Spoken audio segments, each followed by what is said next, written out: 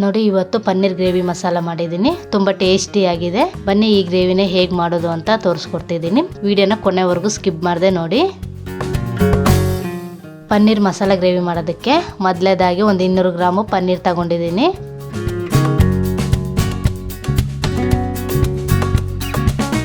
ಪನ್ನೀರ್ನ ಈ ಥರ ಕಟ್ ಮಾಡ್ಕೋಬೇಕು. ನೋಡಿ ಪನ್ನೀರ್ನ ನಾನಿಲ್ಲಿ ದೊಡ್ಡ ದೊಡ್ಡ ಶೇಪಾಗಿ ಕಟ್ ಮಾಡ್ಕೊತಾ ಇದ್ದೀನಿ. ನಿಮಗೆ ಯಾವ ಶೇಪ್ ಬೇಕೋ ಆ ಥರ ಪನ್ನೀರ್ ಕಟ್ ಮಾಡ್ಕೋಬೋದು.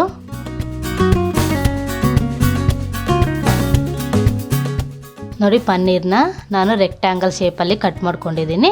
ಇದನ್ನ ಇವಾಗ ಸೈಡ್ಗೆ ಎತ್ತಿಟ್ಕೊಂಡು ಮಸಾಲೆ ರೆಡಿ ಮಾಡ್ಕೊಳ್ಳೋಣ.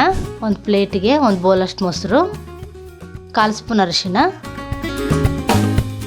1 ಸ್ಪೂನ್ ಚಿಲ್ಲಿ ಪೌಡರ್, 1 ಸ್ಪೂನ್ ಧನಿಯಾ ಪೌಡ್ರು, 3/4 ಸ್ಪೂನ್ ಗರಂ ಮಸಾಲ ಎಲ್ಲ ಸೇರಿಸ್ಕೊಂಡು ಮೊಸರು ಜೊತೆ ಚೆನ್ನಾಗಿ ಮಿಕ್ಸ್ ಮಾಡ್ಕೊಳ್ಳಿ.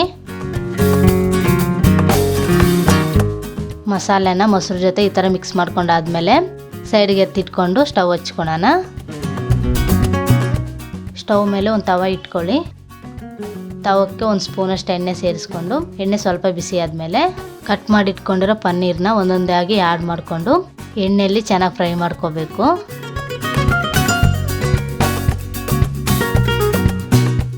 ನೋಡಿ ಪನ್ನೀರ್ನ ಎಣ್ಣೆಯಲ್ಲಿ ಈ ಥರ 2 ಕಡೆನೂ ಗೋಲ್ಡನ್ ಕಲರ್ ಬರೋವರೆಗೂ ಫ್ರೈ ಮಾಡ್ಕೊತಾ ಇರಿ. ಪನ್ನೀರ್ನ ಎಣ್ಣೆಯಲ್ಲಿ ಫ್ರೈ ಮಾಡ್ಕೊಳ್ಳೋದ್ರಿಂದ ಗ್ರೇವಿ ಜೊತೆ ಪನ್ನೀರು ತಿನ್ನೋದಕ್ಕೆ ತುಂಬ ಸೂಪರಾಗಿರುತ್ತೆ.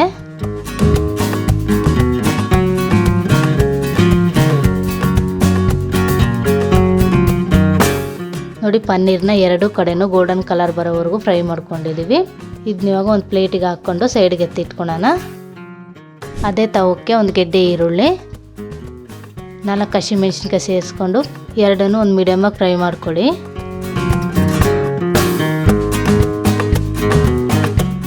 ನೋಡಿ ಹಸಿಮೆಣಸಿನ್ಕಾಯಿ ಈರುಳ್ಳಿ ಸ್ವಲ್ಪ ಫ್ರೈ ಆದರೆ ಸಾಕು, ಜಾಸ್ತಿ ಫ್ರೈ ಆಗೋದೇನು ಬೇಕಾಗಿಲ್ಲ. ಈರುಳ್ಳಿ ಬಿಸಿ ಆರಿದ್ಮೇಲೆ ಒಂದು ಮಿಕ್ಸಿ ಜಾರಿಗೆ ಸೇರಿಸ್ಕೊಳ್ಳಿ. ಪುದೀನ ಸೊಪ್ಪು, 1 ಹಿಡಿಯಷ್ಟು ಕೊತ್ತಂಬರಿ ಸೊಪ್ಪು, ಹಾಗೆ ಒಂದು 1/4 ಲೋಟದಷ್ಟು ನೀರು ಸೇರಿಸ್ಕೊಂಡು ಮುಚ್ಚಿ ಗ್ರೈಂಡ್ ಮಾಡ್ಕೋಬೇಕು.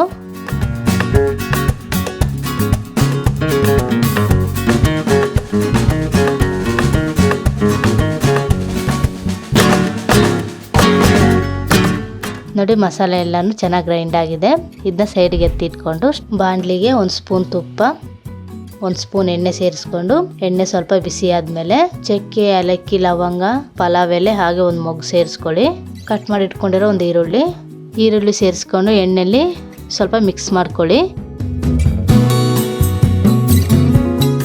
ಮಿಕ್ಸ್ ಮಾಡ್ಕೊಂಡಾದ್ಮೇಲೆ ಅದಕ್ಕೆ 1 ಸ್ಪೂನ್ ಶುಂಠಿ ಬೆಳ್ಳುಳ್ಳಿ ಪೇಸ್ಟು ಸೇರಿಸ್ಕೊಂಡು ಹಸಿ ಸ್ಮೆಲ್ ಹೋಗೋವರೆಗೂ ಸ್ವಲ್ಪ ಫ್ರೈ ಮಾಡ್ಕೊಳ್ಳಿ. ನೋಡಿ ಈರುಳ್ಳಿ ಒಂದು ಮೀಡಿಯಮಾಗಿ ಫ್ರೈ ಆಗಿದೆ. ಇದಕ್ಕೆ ಇವಾಗ ರುಬ್ಬಿಟ್ಕೊಂಡಿರೋ ಗ್ರೀನ್ ಮಸಾಲಾನೇ ಆ್ಯಡ್ ಮಾಡ್ಕೊಳ್ಳೋಣ.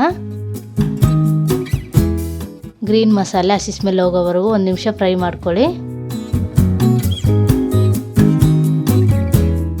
ಇದಕ್ಕೆ ಮೊಸರು ಜೊತೆ ಕಲಸಿಟ್ಕೊಂಡಿರೋ ಮಸಾಲಾನೇ ಆ್ಯಡ್ ಮಾಡ್ಕೊಳ್ಳಿ. ಅದೇ ಮಸಾಲೆಗೆ ಒಂಚೂರು ನೀರು ಸೇರಿಸ್ಕೊಂಡು ಆ್ಯಡ್ ಮಾಡ್ಕೊಳ್ಳಿ. ಎಲ್ಲ ಮಸಾಲೆನೂ ಚೆನ್ನಾಗಿ ಮಿಕ್ಸ್ ಮಾಡ್ಕೊತಾ ಇರಿ.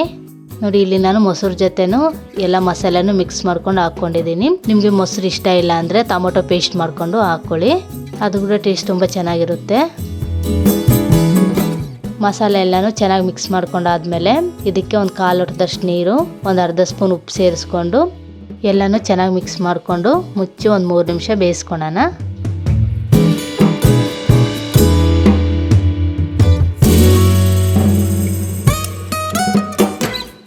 ನೋಡಿ 3 ನಿಮಿಷ ಆಗಿದೆ. ಗ್ರೇವಿ ಸೂಪರಾಗಿ ರೆಡಿಯಾಗಿದೆ. ಎಣ್ಣೆ ಎಲ್ಲ ಬಿಟ್ಕೊಂಡಿದೆ. ಇದಕ್ಕೆ ಇವಾಗ ಫ್ರೈ ಮಾಡಿ ಇಟ್ಕೊಂಡಿರೋ ಪನ್ನೀರ್ನ ಒಂದೊಂದಾಗಿ ಆ್ಯಡ್ ಮಾಡ್ಕೋಬೇಕು. ಎಲ್ಲ ಪನ್ನೀರನ್ನು ಆ್ಯಡ್ ಮಾಡ್ಕೊಂಡಾದ್ಮೇಲೆ ಇದನ್ನ ಮುಚ್ಚಿ 1 ನಿಮಿಷ ಬೇಯಿಸ್ಕೊಳ್ಳೋಣ. ನೋಡಿ 1 ನಿಮಿಷ ಆಗಿದೆ. ಪನ್ನೀರೆಲ್ಲ ಮಸಾಲ ಜೊತೆ ಚೆನ್ನಾಗಿ ಬೆಂದಿದೆ. ಇದಕ್ಕೆ ಮೇಲೆ ಕಸ್ತೂರಿ ಮೆಂತೆ ಹಾಗೆ ಸ್ವಲ್ಪ ಕೊತ್ತಂಬರಿ ಸೊಪ್ಪು ಆ್ಯಡ್ ಮಾಡಿಕೊಂಡು ಎಲ್ಲನೂ ಚೆನ್ನಾಗಿ ಮಿಕ್ಸ್ ಮಾಡ್ಕೋಬೇಕು. ಕಸ್ತೂರಿ ಮೆಂತೆ ಹಾಕೋದ್ರಿಂದ ಗ್ರೇವಿ ಫ್ಲೇವರ್ ತುಂಬ ಚೆನ್ನಾಗಿರುತ್ತೆ. ನೋಡಿ ಗ್ರೇವಿ ಸೂಪರಾಗಿ ರೆಡಿಯಾಗಿದೆ. ಇದನ್ನ ಇವಾಗ ಮುಚ್ಚಿ ಕೆಳಗಿಳಿಸ್ಕೊಳ್ಳೋಣ.